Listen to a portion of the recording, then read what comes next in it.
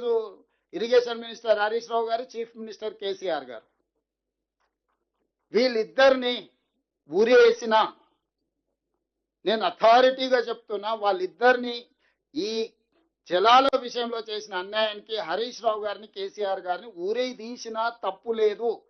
ఇదే middle east countries అయితే చౌరస్తాలనే ప్రజల చేత రాళ్లతో కొట్టించి చంపించుండేవాళ్ళు.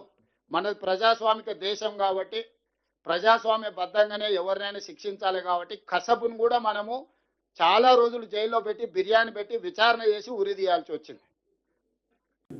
నీ రాహుల్ గాంధీని ఉరి తీయాలి. ఎక్కడ? అశోక్ నగర్ నడి చౌరస్తాలో 2 లక్షల ఉద్యోగాలని చెప్పి మాట తప్పినందుకు రాహుల్ గాంధీని ఉరి తీయాలి. రైతులకు రుణమాఫీ చేస్తా అని చెప్పి మాట తప్పినందుకు వరంగల్లో రాహుల్ గాంధీని ఉరి తీయాలి.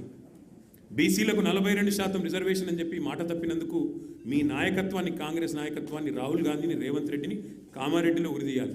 ఉరి తీసుకుంటూ పోతే 420 హామీలు ఎక్కొట్టినందుకు 420 సార్లను నీ 420 కాంగ్రెస్ పార్టీని ఉరి తీయాలి.